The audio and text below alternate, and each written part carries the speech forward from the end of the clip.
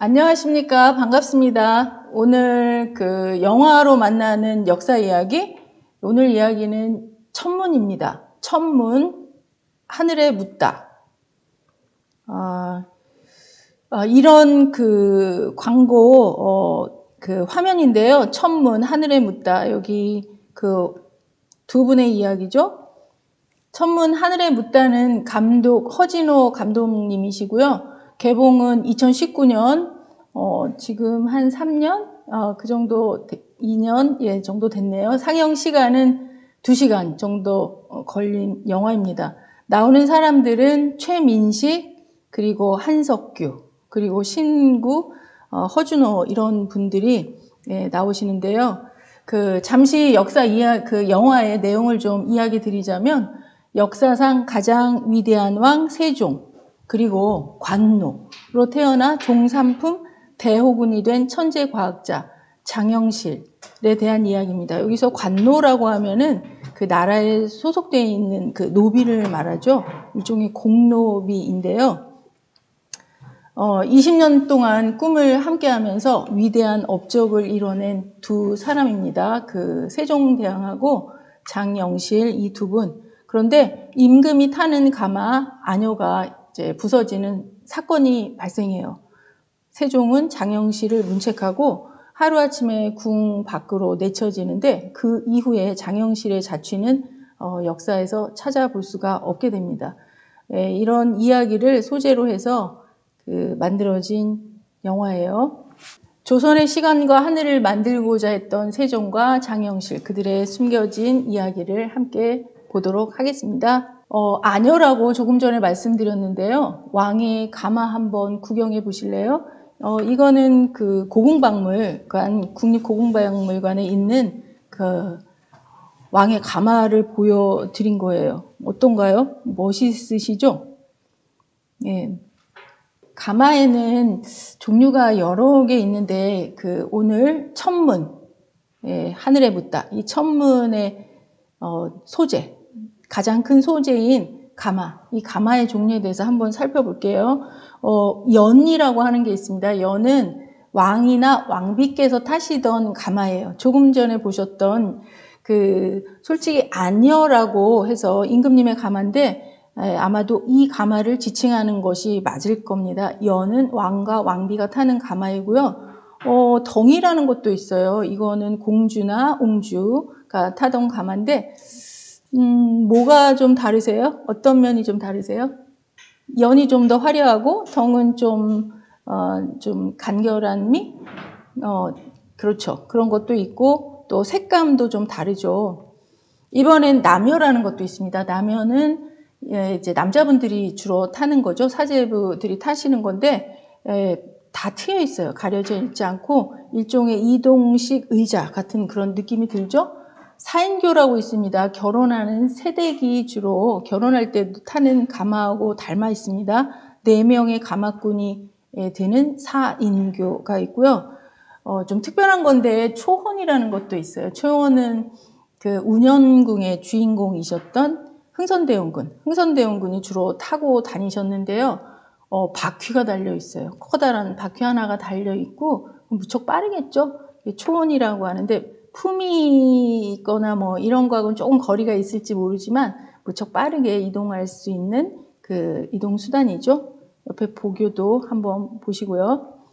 이 천문이라고 하는 영화는 영화 사도와 비슷한 진행 구도를 갖고 있는데요.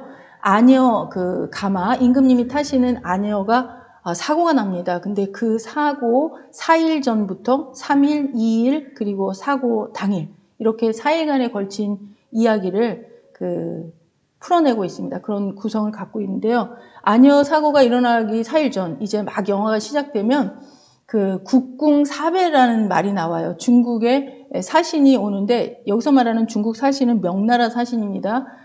경복궁 뜰에 중국 사신을 맞이하는데 국궁 사배 이런 말이 나와요. 국궁은 일종의 예의의 하나죠. 이게 절을 하는 거예요. 국궁 사배는 이제 1배, 2배, 3배, 4배 이렇게 있는데 일반적인 보통 사람들 사이에서는 한 번 고개를 숙여 절을 하죠. 한 15도 정도 절이라고 했는데 인사라고 하는 게 맞을 겁니다. 한 고개를 15도 정도 숙이시고 한 번 하면 일반 사람, 그리고 두 번 하면 2배 하면은 그 어른, 그 조상님들한테는 2배, 그리고 3배는 성인, 예를 들면 공자님이라든가 불교의 성인이라든가 이런 분한테는 3배, 그리고 4배는 왕과 왕비에게 하는 절입니다.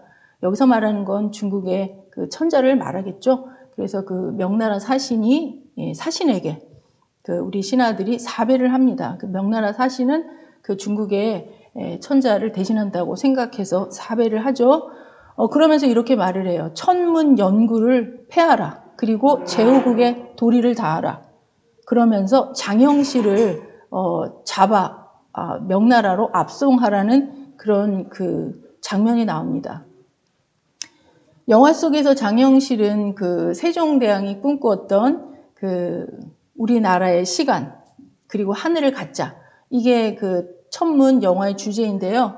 우리나라의 24절기하고 중국의 24절기하고는 조금의 차이가 있습니다. 그런데 이 차이를 우리에 맞는 시간, 우리의 하늘을 갖자고 하는 게 세종의 꿈이셨죠. 그런데 이것을 명나라는 대국에 대한 사대의 예에 어긋난다고 해서 두고 보지 않습니다. 세종대왕은 독자적인 시계를 만들고자 했어요. 지금 보시는 거가 잘 아시는 그 장영실 하면 떠오르는 해시계죠. 좋은 사진이 있어서 여러분 보시기에도 편하실 것 같은데 이거는 해시계예요. 지금 그림자가 보이는데 여기 뾰족한 부분, 튀어나온 부분을 영침이라고 하는데 이 끝이 가리키는 곳 보시면 따라가 보시면 이렇게 줄이 나 있어요. 이게 그 해가 중천에 12시 정오 이럴 때는 그림자가 짧아지겠죠. 그리고 점점점 시간이 지나면서 그림자가 길어지면서 좀 희미해지겠죠. 그리고 계절에 따라서 옆에 보시면 뭐 소환이라든가 24절기가 옆에 쓰여져 있어요. 새겨져 있는데 그 시기에 따라서 해의 높이가 달라집니다. 남중고도라고 하는데 그게 달라지는 것까지 고려를 해서 해시계를 만든 거예요. 그런데 이 해시계랑 그 중국에서 들여온 시간을 알려주는 그 장치들하고는 좀 차이가 있었어요.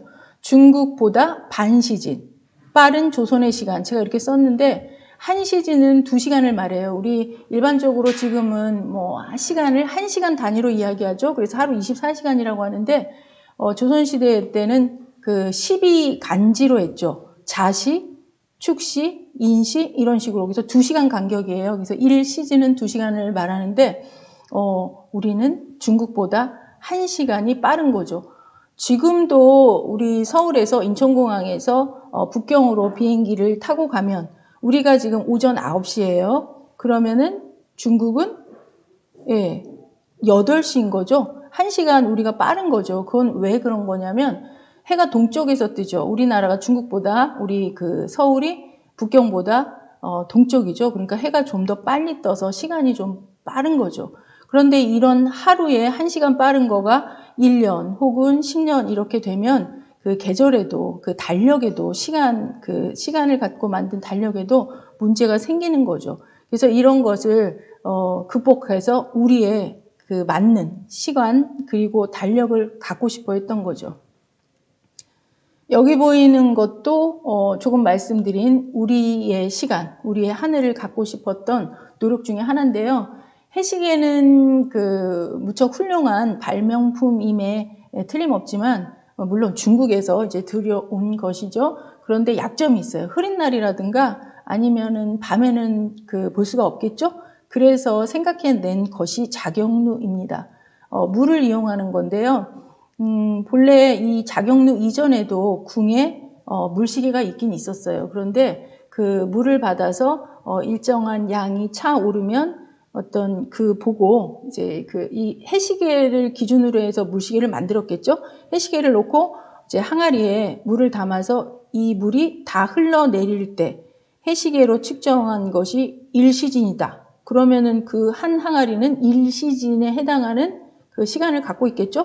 그래서 이것을 규격을 만든 다음에 그것을 해가 없거나 아니면 흐렸을 때 이제 사용하는 게 물시계인데, 이거는 약점이 그 기존에 있었던 이 물시계의 약점은 꼭 사람이 지키고 서서 그 물이 차고 하는 것을 지켜보고 있다가 표시를 해줘야 된다는 거죠. 밤에도 이제 비 오는 날 이럴 때도 그 안 좋은 상황에서도 꼭 거기를 지키고 있는 사람이 필요했던 거예요. 그래서 이 약점을 보완하려고 사람 없이 스스로 울릴 수 있는 시계를 만들자. 그래서 만든 것이 바로 자경루입니다. 여기 보시면 물이 흘러내리는 그 이제 항아리들이 있고, 보면은 여기 종, 그 다음에 북, 그리고 사실은 여기는 징이 있어야 돼요. 징. 이래서 종, 북, 징 이렇게 세 개가 그 각 시간마다 칠 수 있게, 자동으로 칠 수 있게 하는 장치가 물시계입니다. 그리고 밑에 보시면은 여기는 닭 모양인데요.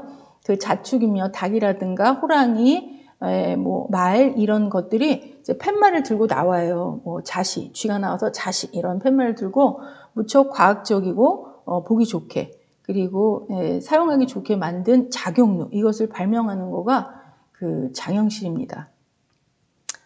여기 그 장영실 그분에 대한 이야기를 좀 더 드리자면, 조선 시대는 엄격한 계급 사회 시대였습니다. 특히 세종 때 노비 출신이에요. 장영실은 장영실을 발탁하고 그 후로 조선의 시간과 하늘을 만드는 그런, 지금 그 영화의 주제 천문에서처럼 한 20여 년간 그 장영실은, 노비 출신 장영실은 조선의 그 과학 발전에 많은 업적을 남기는데요. 사실 보면은 조선 왕조실록에 우리는 장영실 하면은 그 세종 임금님 때에 발탁된 것으로 많이들 생각하고 계시는데요. 장영실은 이렇게 기록이 나옵니다. 이거는 세종실록에 나온 이야기예요.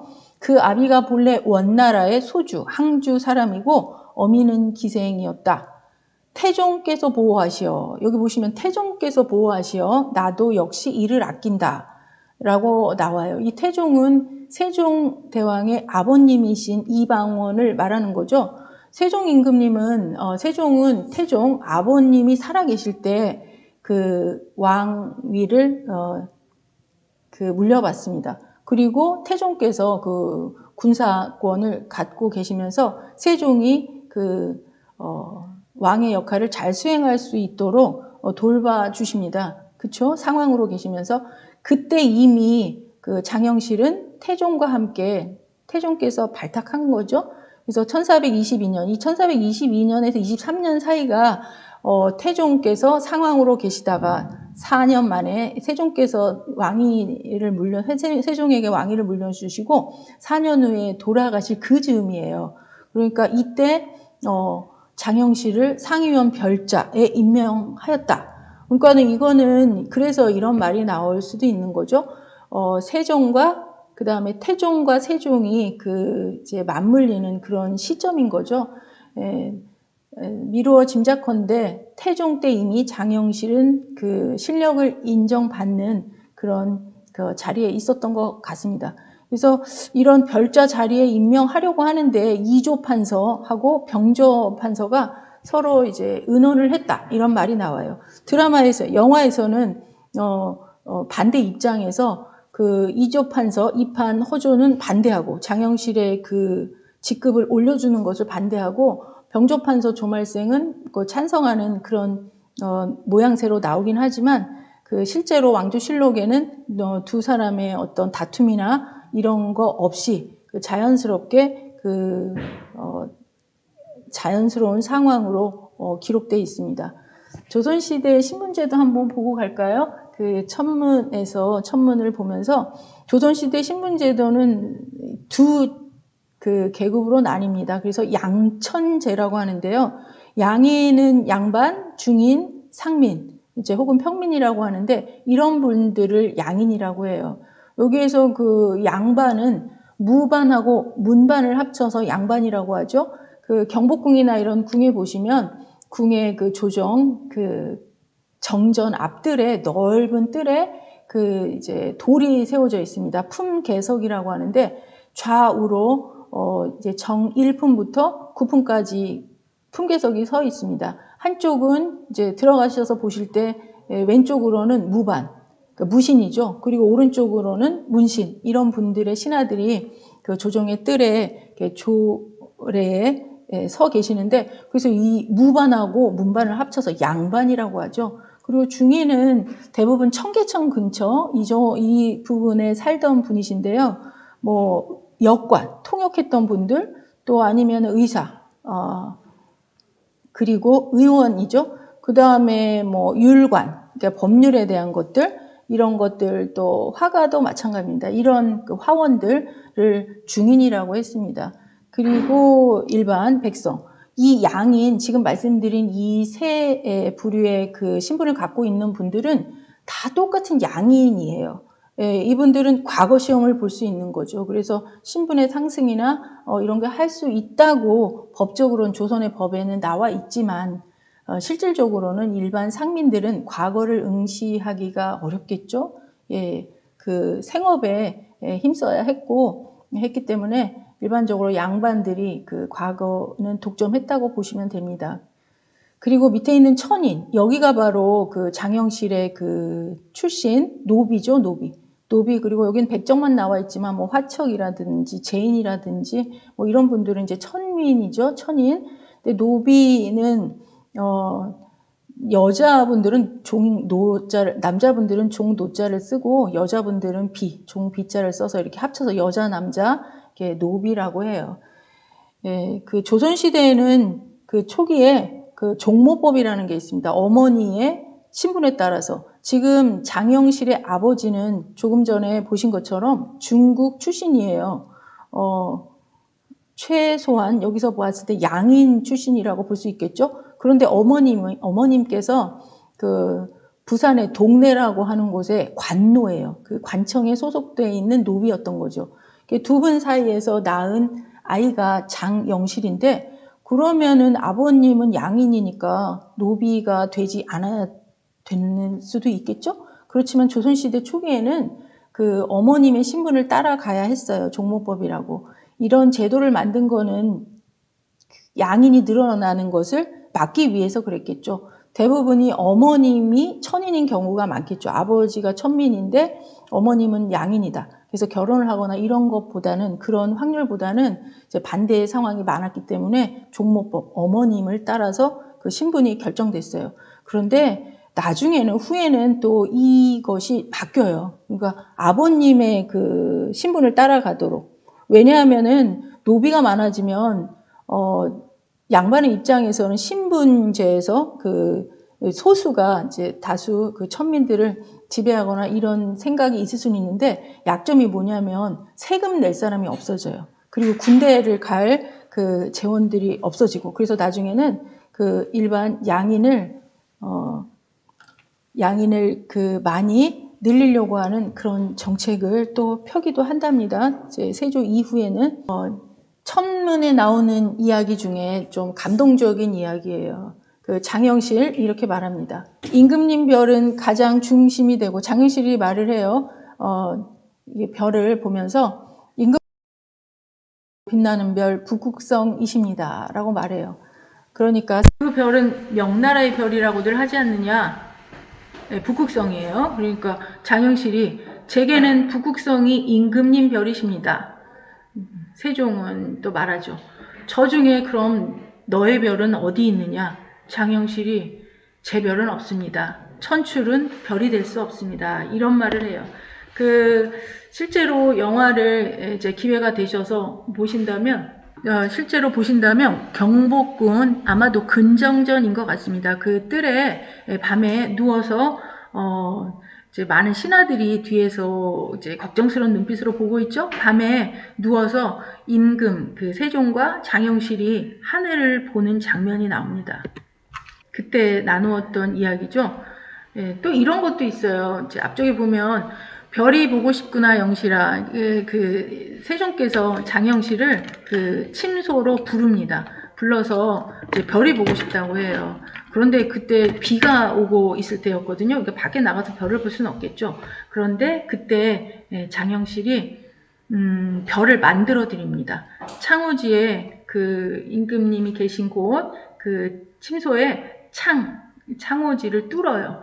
뚫어서 그 뒤쪽에 그 내시 그분이 촛불을 비춰주면서 이런 상황인 거죠. 한번 보여드릴까요? 여기 보시면 여기 그 창호지에 이제 꺼멓게 붓으로 먹을 칠합니다. 먹물을 칠해요. 칠하고 이제 뚫은 거죠. 구멍을 뚫어요. 그리고 밖에서 촛불을 들고 있는 모습이에요. 멋지지 않으세요? 저는 옛날에 그 천문학자가 되고 싶었거든요. 그래서 하늘을 참 별 보는 걸 좋아했었는데 또 별에 대한 책들도 여러 읽었는데 그 몇십 년 전이죠. 그때는 그 우리나라에 천문학과가 많지도 않았어요. 그런데 이 500년 전, 거의 600년 전 그 즈음에 별에 대해서 관심을 가졌던 세종대왕과 그 장영실, 이 장면도 무척 인상적입니다. 여기 이거는 하늘 별자리죠. 예, 하늘의 별자리예요. 우리나라 그 태종 때 천상 열차 분야 지도라고 하는 하늘의 모습을 그 벌려서 그린 그림이에요. 이거는 돌에 별자리를 이렇게 새겼습니다. 그리고 지금 검정색으로 나온 거는 그 돌에 먹물을 칠하고 종이에 이렇게 해서 탁본을 했기 때문에 이런 모습으로 보이는데, 여기 좀 진하게 노르스름하게 보이는 이 부분은 은하수예요. 은하수. 그리고 여기 많은 별자리들이 이렇게 있죠. 이 중에 으뜸인 별은 아까 북극성이라고 말했죠. 예, 장영실이 그 우리 세종에게 전하의 별은 북극성입니다 라고 말해요. 근데 북극성은 이 북두칠성이에요. 북두칠성. 예, 북두칠성 중에 북극성은 사실 보기가, 찾기가 좀 그다지 쉽지는 않아요. 제가 한번 이렇게 보여드리면, 여기가 북두칠성이죠. 거기 국자 모양 있는 이 앞쪽 부분에서 한번 이렇게 해서 이 거리만큼 5번 가서 보시면 거기에 빛나는 별이 하나 있습니다. 이거를 북극성이라고 하는데, 일반적으로 그냥 하늘에서 가장 빛나는 별, 그것을 북극성이다 라고 말은 하지만 북극성은 사실은 2등성이래요. 그래서 이 영화를 찍었을 때 이제 또 좀 이야기하기 좋아하는 분들은 대사가 틀렸다, 북극성이 가장 밝은 별이 아닌데 그리 얘기했다라고 하지만 그것보다는 상징적인 의미로 봐주시면 좋을 것 같아요. 북극성은 가장 정북쪽을 알려주는 어떤 길을 잃거나 어떤 그 상황 방향을 생각할 때 지표가 되는 아주 중요한 그런 별이죠. 그래서 그런 의미로 전하의 별은 북극성입니다 라고 했다고 생각하셔도 될 것 같습니다. 참 멋진 말들이 많이 나와요. 이런 그 별 이야기를 할 때 세종은 이렇게 말하십니다. 저 별들이 다 내 백성으로 보이는구나 라고 하시죠. 그러면서 조선은 조선만의 언어와 시간이 있어야 한다 이렇게 말씀하십니다. 조선만의 언어 그리고 시간. 이제 영화를 보시면은 그 첫째 그 4일 동안의 일, 그 아녀 그 사건 4일 동안의 일을 4일 전부터 일을 이야기한다고 했는데, 그 첫 장면에서 그 명나라의 사신이 왔을 때 세종께서 간의라고 하는 천문 관측 기구, 세종대왕과 장영실이 심혈을 기울여서 또 만들었던 그 간의를 부수는 장면이 나와요. 그때 장영실이 말합니다. 전하께서 꾸신 꿈을 지금 좀 전에 하늘을 보고 이렇게 이야기하고 했던 이런 우리 조선만의 시간을 갖겠다 하는 이런 그런 꿈을 이 두 손에 담은 것이 죄가 됩니까? 하고 왕에게 항의하는 장면이죠. 세종 임금님은 좀 농사직설이라고 하는 책인데, 세종 임금님께서는 좀 한글 창제 이런 것뿐만이 아니라 백성을 사랑하는 마음이 곳곳에 나타나 있습니다. 제가 책 하나 보여드리는데, 이거는 농사직설이라고 하는 책이에요. 중국의 지금 사대주의 얘기하는데, 우리의 법전이라든가 아니면 뭐 농업서라든가 아니면 천문학서 이런 것들은 대부분이 다 중국에서 중국 것을 갖다 사용했거든요. 이 농사직설은 우리나라 백성들, 농부들의 말을 직접 듣고 글로 쓴 거예요. 그러니까 우리 그 농사 짓는 분들의 경험, 이런 것들을 다 적어서 이걸 누구에게 나눠줬냐면 그 지역의 삿도 관리하는 사람들에게 나눠줍니다. 잘 읽어보고 이런 그 경험, 농부들의 직접 경험을 듣고 백성들에게 농사를 잘 할 수 있도록 도움을 주거라, 이런 의미에서 그런 관리자들에게 주었던 책이에요. 만들어서. 그 다음에 상강행실도라고 하는 책도 만드시는데 그림이 그려져 있어요. 한자, 이때는 한글이 창제되기 전이거든요. 이것도 세종의 명으로 편찬된 책인데 그 백성들이 사람답게 살 수 있는 어떤 것들을 보여주는 책이에요. 한문으로만 쓰여 있으면 양반들이 보겠죠? 그런데 옆에 그림까지 그려져 있어서 그림책처럼, 어린아이들이 볼 수 있는 그림책처럼 이걸 보면서 살아가는 사람의 도리, 이런 것들을 백성에게 알리려고 노력하셨습니다. 그리고 또 한약 집성방이라는 책도 만들도록 명하십니다. 중국의 그 서적에는 중국 약재로 병을 다스리는 그런 치료법이 나와 있겠죠? 그런데 일종의 수입품이에요. 그런 약재를 사서 일반 그 백성들, 상민들이 치료하기는 어렵겠죠. 그래서 우리나라에서 나는 약재들을 모아서 어떤 병에 그 효과가 있고 이런 거를 쓰게 하신 그런 책입니다. 백성을 사랑하는 마음이 곳곳에 드러나 있습니다. 이 영화 천문에 제가 볼 때 최고의 마력은 장영실과 훈민정음 반포까지가 연결되는 스토리라고 생각됩니다. 장영실 하면 좀 전에 보셨던 제목처럼 천문, 하늘에게 묻다 해서 그 해시계, 물시계 뭐 이런 이야기들을 말씀드렸는데요. 여기에 훈민정음 반포의 그 이야기가 함께 나옵니다. 훈민정음은 실제로 민족이나 나라에서 자신들만의 문자를 갖고 있는 나라는 많지 않습니다. 영어 쓰는 나라 많죠?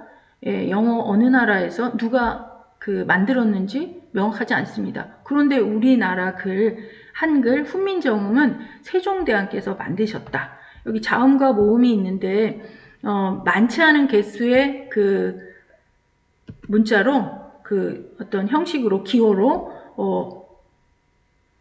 어마어마하게 많은 표현들을 할 수 있어요. 뭐 빨갛다는 표현 하나만 해도 영어에서는 뭐 레드 하나로, 뭐 중국어에서는 홍이나 적 이런 걸로 표현하지만 우리는 뭐 빨갛다, 뭐 벌겋다, 뭐 새빨갛다, 뭐 불그스름하다, 뭐 이렇게 다양한 말을 다 쓸 수 있는, 표현할 수 있는 문자가 한글이죠. 그리고 또 철학도 들어 있습니다. 자음을 만들 때는 그 발음하는 기관의 모양을 본떠서 입술을 보고 미음자 담지 않았습니까? 네모? 그 다음에 혀는 기역이나 니은 이렇게 구부릴 수 있죠? 거기에 디귿도 이제 한 획을 첨가해서 만들어지는 거고요. 이는 뾰족뾰족 송곳니를 기준으로 했을 때 시옷자를 이를 발음 기관의 모양을 보고 만들었습니다. 목구멍은 물론 이응자겠죠. 그 다음에 이 모음은 하늘, 땅, 그리고 사랑, 천지인을 철학이 들어있는 그런 것으로 한글의 자모를 만들었습니다.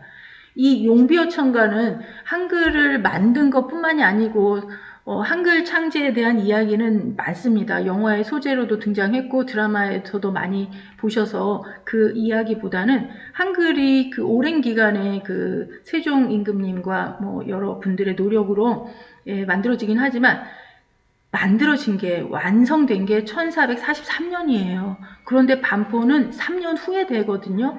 만들고 나서 바로 반포한 것이 아니고 3년 동안은 무엇을 했을까요?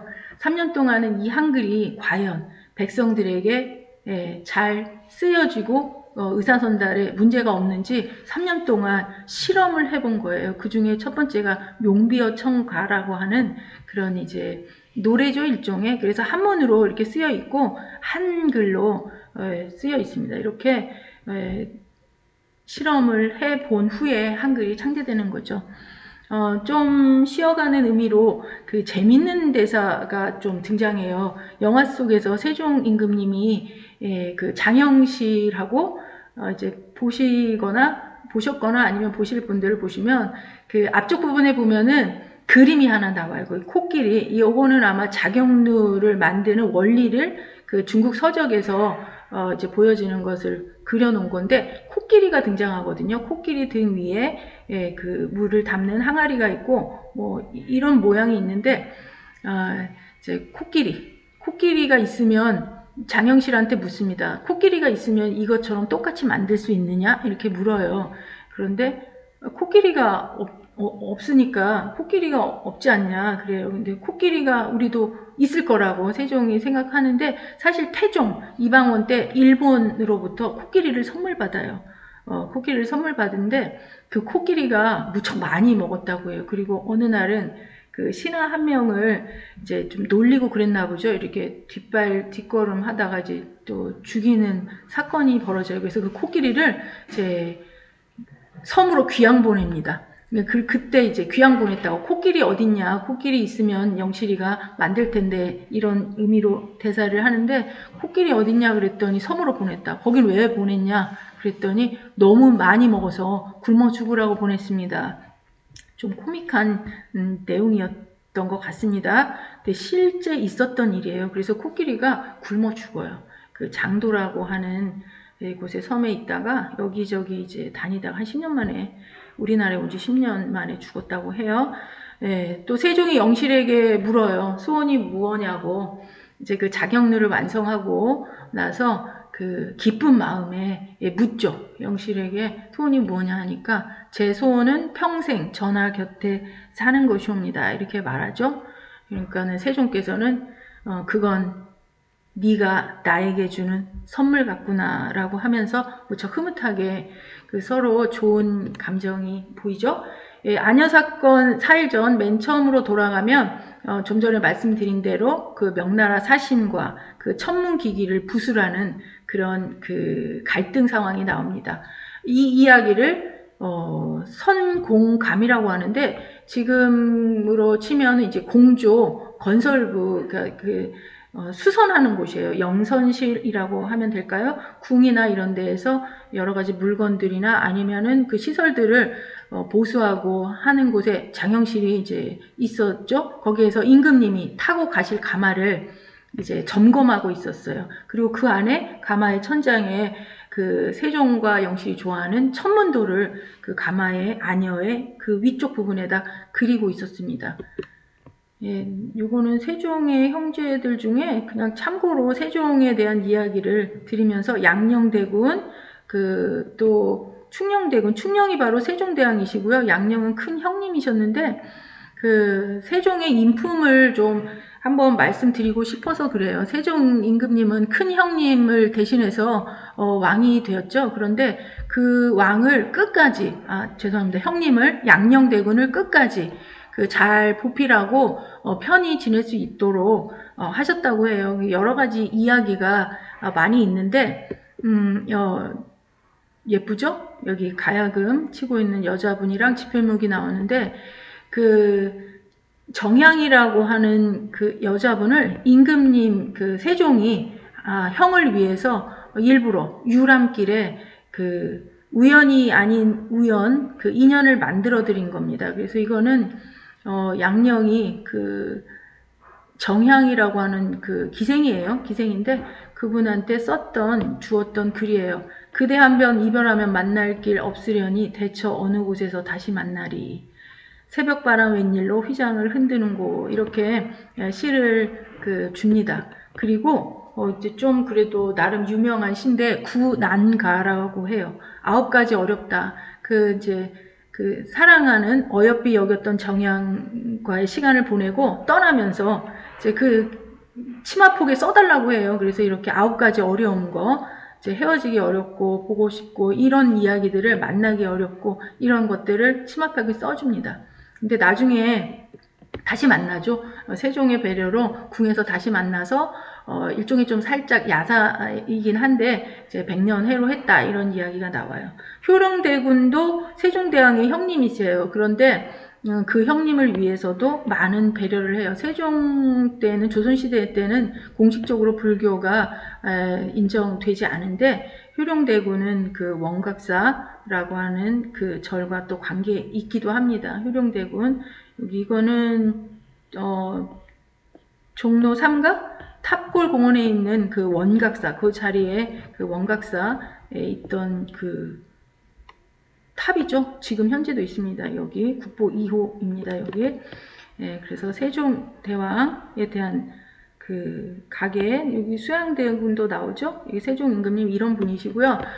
안여사고 3일 전입니다. 지금 3일 전에 간이를 이제 묶어서 이제 간이를 철거해요. 지금 이렇게 생긴 게 간인데, 간이는 5개, 그러니까 수성, 금성, 화성, 목성, 토성, 토성의 궤도랑 그 다음에 해와 달 5개의 그 하늘에 있는 그 행성들을 잘 관찰할 수 있게 해주는, 행성이라고 하면 안 되겠죠? 그 5개의 그 것들을 잘 관찰할 수 있게 그 원리를 알 수 있게 해주는 그런 천문 기구예요. 이것을 이제 끌어내립니다. 예.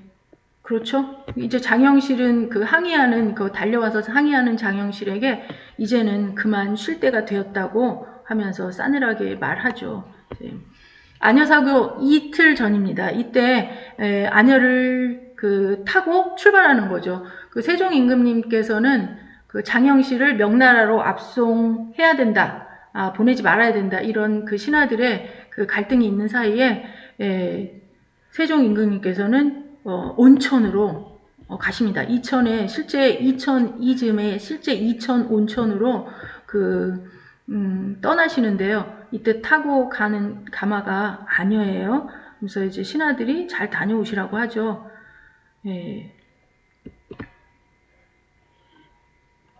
장영실은 그 옥에 갇힙니다. 옥에 갇혀서 이제 세종 임금님이 장영실을 명나라로 보내라는 무언의 표시다라고 신하들은 생각해요. 그래서 실제로 세종께서 장영실을 옥에 가두라는 명을 내리지는 않았는데 장영실을 그 옥에 가둡니다.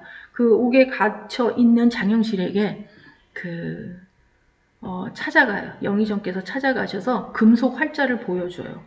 이도라고 쓰여있는 금속 활자를 보여주는데 한글로 쓰인 거예요. 한글로 새겨진. 그리고 실제로 그 세종 임금 때 금속 활자가 또 새로 만들어지기도 해요. 이것을 아마 장영실이 만들었을 것이라고 영의정은 생각하는 거죠. 그리고 이 글자는 세종 임금과도 관계 있는 것이라고 짐작하고 이야기합니다. 장영실에게 이런 글자를 갖고 있다는 것은 그 임금님 주상이 위험해질 거라는 암시를 줘요. 영의정이 장영실에게. 안여사고 1일 전, 바로 하루 전이죠. 장영실은 함거에 실려 압송된다 하는 그런 장면이 나와요. 그런데 그 즈음에 그 이천 행궁에서 온천을 하고 오시던 그 임금님의 안여가 진흙탕 속에 바퀴가 빠지면서 안여가 그 균형을 잃고 뒤집어집니다. 임금님이 해를 입으실 수도 있는 그런 상황이었죠. 그런데 다행히 임금님께서는 별일은 없는데 같이 수행했던 이천이라고 하는 분께서 그 안여의 바퀴에 그 축에 톱질을 한 자국을 발견해요. 그러니까 누군가 일부러 고의로 그 가마에 타신 임금님을 해하려고 혹은 가마를 부수려고 했다는 증거가 발견되는 거죠. 세종은 이천에게 명하죠. 조말생. 맨 처음에 보셨던 병조판서, 지금은 이제 병조판서 이즈음에는 안여사고가 일어날 이즈음에는 이분 조말생, 이분은 이제 현역에서 은퇴하고 계신 분이에요. 숭록대부라는 직을 받고 계신 조말생 대감을 호출합니다. 반전이에요. 세종께서는 수천 명의 무장한 군인들을 데리고 궁에 나타나십니다. 그리고 근정전을 봉쇄하라고 하죠. 신하들을 불러놓고 그러면서 영모라고 이야기해요. 본인이 탔던 안여가 이렇게 사고가 난 것은 명나라하고 내통한 무리들이 있어서 본인을 세종을 죽이려고 해하려고 한 것이다 라고 하면서 그 장영실을 명나라로 보내려고 하는 것에 가장 그 앞에 있었던 이조 판서를 이제 거의 이조 판서를 위협하죠. 그리고 다른 대신들도 역모를 꾸민 것이라고 그 왕께서 전하께서 이야기하시니까요. 그때 영의정이 독대를 청하죠. 그리고 그 글자가 만들어진 활자, 조금 전에 말씀드렸던 장영실에게 보여줬던 이도라는 글자가 들어있는 한글 활자가 들어있는 상자를 보여줘요. 일종의 무언의 그 압력, 협박과도 같은 거죠. 내가 전하께서 한글을 만들고 있다는 것을 알고 있다. 장영실과 어떤 거래를 하겠다는 거죠. 장영실은 명나라로 보내고 천문의기들을 없애라. 그 대신 한글을 만들고 있는 것 아니면 한글을 만드는 것을 폭로하겠다. 이런 의미로 보여요.